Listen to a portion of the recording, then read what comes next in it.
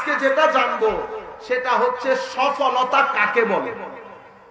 সফলকে আমাদের ছেলেগুলা যদি সফল হতে চায়, এখানে যারাই আছে অনেকে মনে করছেন হুজুর আমি জীর্ণ শীর্ণ মানুষ, আমি আর উপরে উঠলে কতটুকু উঠতে পারবো, এটা না ধারণা। আজকে এখান থেকে উঠার পরে আপনার জীবন থেকে একটা জিনিস মুছে দেবেন, মুছে দিয়ে সেখানে ফিতাতে সেখানে আপনি স্কচটেপ লাগাবেন। সেটা কি? আমি আর উঠলে কতটুকু উঠবো, এই জিনিসটা আপনার জীবন থেকে বাদ দিয়ে দেবেন। আপনি এখনো জানেন না আগামী 20 বছরে আপনি উঠতে উঠতে কোথায় উঠবেন অথবা নামতে নামতে কোথায় নামবেন। আপনি আসমানও ছুঁতে পারেন, আবার আপনি ধ্বংসের অতল তলে তলিয়েও যেতে পারেন। আমাদের প্রেসিডেন্ট ছিলেন আব্দুল হামিদ সাহেব। কোন জায়গার লোক জানেন? কিশোরগঞ্জের লোক। আপনার সাথে ঢাকা অনেক দূরের না, ঢাকা অনেক দূরে। ঢাকার মধ্যে বাতাস আসলে আপনার গায়ে লাগে, লাগে না? তো ডক্টর আমাদের অ্যাডভোকেট আব্দুল হামিদ সাহেব, উনি যেই জায়গার লোক, ঢাকা থেকে যদি বাতাস যায় তো বাতাস বিলীন হয়ে যাবে, কিশোরগঞ্জে পৌঁছাবে। কিশোরগঞ্জ, আপনারা কিশোরগঞ্জ দেখেছেন? কেউ দেখলে হাত তুলেন। মাশাআল্লাহ, অনেকে না, অনেকে, মাত্র সামান্য কয়জন দেখেছেন। কিশোরগঞ্জ ঢাকা শহর থেকে অনেক দূরে না। উনি যখন জমিনে জমিনে খেলতেছেন, উনি কখনো চিন্তা করছেন বাংলাদেশের প্রেসিডেন্ট হবেন? কখনো? সুতরাং এই মুহূর্তে আপনি একটা জিনিস আপনার ভিতরে গেঁথে ফেলেন, সেটা কি? আমি যে বাংলাদেশে অনেক বড় কিছু হব না, সেটার বড় গ্যারান্টি। আমি অনেক বড় হতে পারি, অনেক নিচেও চলে যেতে পারি। আমি আজকে পৃথিবীর ইতিহাসে আল্লাহর ধরতির মধ্যে, আমার আল্লাহর মাখলুকাতের মধ্যে যিনি সবচেয়ে বেশি সফল হয়েছে, রব্বানা আতিনা ফিদ দুনিয়ার ক্ষেত্রে সবচেয়ে সফল, ওয়া ফিল আখিরাতের ক্ষেত্রে সবচেয়ে সফল, নাম বলতে পারবেন? বলেন।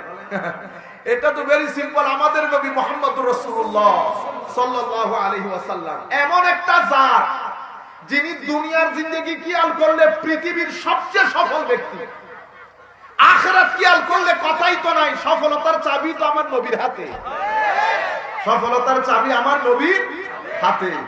আমার নবী মক্কায়ে মুআজ্জামার মধ্যে মেষ ছাগল চড়িয়েছেন না? আমার নবী আরেকজনের হয়ে মুখপাত্র হয়ে ব্যবসার ট্রিপের মধ্যে গেছে না? সেই নবী মদিনার জমিনে প্রেসিডেন্টের দায়িত্ব পালন করে নাই? আপনি জিন্দেগি দেখছেন তো, দুনিয়ার জিন্দেগি যদি দেখেন প্রেসিডেন্ট ছিলেন, আখিরাতের জিন্দেগি যদি দেখেন সেখানেও প্রেসিডেন্ট, সেখানেও দুই জগতের প্রেসিডেন্ট, দুই জগতে প্রেসিডেন্ট। আমরা আজকে সেটা জানবো।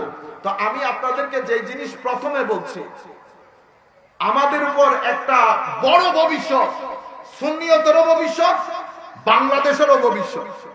সুন্নিয়তের ভবিষ্যৎ দিয়ে আখিরাত সামাল দেব, বাংলাদেশের ভবিষ্যৎ দিয়ে আমরা বাংলাদেশকে সামাল দেব।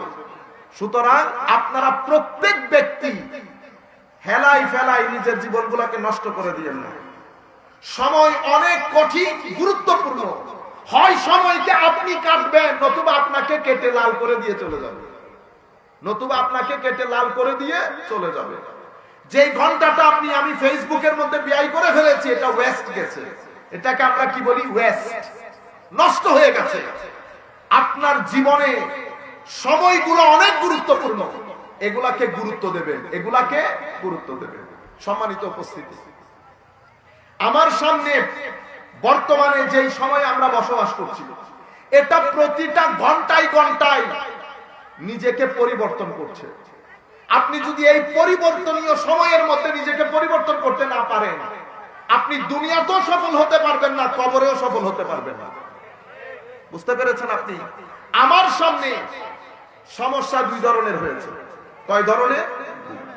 একটা সমস্যা হচ্ছে আমাদের আধুনিকতার নাম দিয়ে অশ্লীলতা, আধুনিকতার নাম দিয়ে অশ্লীলতা। সেই জিনিসটা, এই আধুনিকতার নাম দিয়ে অশ্লীলতা আমাদের ঘরের মধ্যে কোন কোন চ্যানেল দিয়ে ঢুকেছে আপনি জানেন? আমাদের মোবাইল বলেন, টিভি বলেন, এগুলা হচ্ছে আধুনিকতার নাম দিয়ে অশ্লীলতা আমরা আমাদের ঘরের মধ্যে ঢুকিয়েছি, নাম্বার ওয়ান। আরেকটা বিষয় হচ্ছে বিজ্ঞান, আপনারা বুঝতেছেন তো বিজ্ঞান, পৃথিবী এখন এত দূরে চলে গেছে। আপনি একেবারে এগুলা কি, এটা কি গ্রাম? আমি কি এখন গ্রামে কথা বলতেছি? এটা গ্রাম না, গ্রাম আছে না ভাই? আপনি যদি আমাদের কোন গ্রাম থেকে গ্রামান্তরে চলে যান, সেখানেও যদি আপনি বিজ্ঞান বিরোধী একটা কথা বলেন, সাধারণ লেম্যান, রাস্তার মানুষ, ওনারা কি বলবে? হুজুর কথা বলছে যে এটা বিজ্ঞানসম্মত হয় নাই, হুজুর কথা বলছে যে সেটা বিজ্ঞানসম্মত হয় নাই, এমনিতে মাইরা দিছে। কেন? কারণ এই সমাজের মধ্যে কোন কথা সত্য না মিথ্যা, ভুল না শুদ্ধ, সেটা আমরা বিচার করি বিজ্ঞান দিয়ে। কি দিয়ে? বিজ্ঞান। তো বিজ্ঞান অনেক উপরে চলে গেছে। এক দুইটা সমস্যা হয়েছে না? একদিকে বিজ্ঞান মনস্ক হওয়া, আর একদিকে হচ্ছে আধুনিকতার নাম দিয়ে অশ্লীল হওয়া। এই দুইটা আমার সামনে বড় চ্যালেঞ্জ। বুঝতে পেরেছেন আপনি? এরপরে ইসলাম যারা ধর্ম প্র্যাকটিস করে, যারা নিজেদেরকে দায়ী বলে দাবি করে, ইসলামের দাওয়াত দেয়, ওয়াজ করে, মাদ্রাসা করে, টিভির মধ্যে আলোচনা করে, তাদের পক্ষ থেকে আমরা সবচেয়ে বড় চ্যালেঞ্জের মুখোমুখি হই। কেন? সেখানে একটা দল নিজেদেরকে নাম দেয় আহলে কোরআন, তারা হাদিস মানে না। আরেক দল নাম দেয় আহলে হাদিস, আসলে হচ্ছে লা মাযহাবী, লা না এরকম না। আপনারা এই টেকনিক এগুলো বলিয়েন না। আল্লাহর রাস্তায় দ্বীন আদবের বিষয়। কিসের বিষয়? আদবের বিষয়। আমার দায়িত্ব কাউকে জোর করে এই ধর্মের মধ্যে আনা না। এই দায়িত্ব আমার নবীকেও দেন নাই আল্লাহ। আমার দায়িত্ব কি? আমার দায়িত্ব হচ্ছে দলিলের সাথে, রুহানিয়তের সাথে, আদবের সাথে, সফটনেসের সাথে আমার কথাটা আপনার সম্মুখে তুলে ধরা। আপনার ইচ্ছে হলে গ্রহণ করবেন, আর যদি তকদিরে হেদায়েত না থাকে বর্জন করবেন। আমার নবীকে আল্লাহ বলছেন, হাবিব আপনি মন খারাপ করবেন না, লাস্তা আলাইহিম বিমুসাইতির, আমি আপনাকে জোর জবরদস্তি করার জন্য পাঠাই নাই। আপনার দায়িত্ব কি? ওয়ামা আলাইনা ইল্লাল বালাগুল মুবিন, আমার দায়িত্ব স্পষ্ট চিত্তে সন্দেহাতীত পন্থায় আমি কথাটা তুলে ধরা। জবান, রাজনীতি যারা করে তাদের একটা জবান, যিনি শিক্ষকতা করেন তার একটা জবান, যিনি মসজিদের ইমামতি করেন তার আর একটা জবান। এরা দুইজন গালিগালাজ করতে পারলো, শিক্ষক গালিগালাজ করলে সুন্দর লাগে। অথচ দুই ভাই, এক ভাই চেয়ারম্যান গালি দিচ্ছে, কেউ মাইন্ড করতেছেন না। আরেক ভাই শিক্ষক, উনি গালি দিলে দেখছেন নি শিক্ষকের অবস্থা। আর যদি ইমাম সাহেব গালি দেয় তাহলে তো গেছে সব, ঠিক না?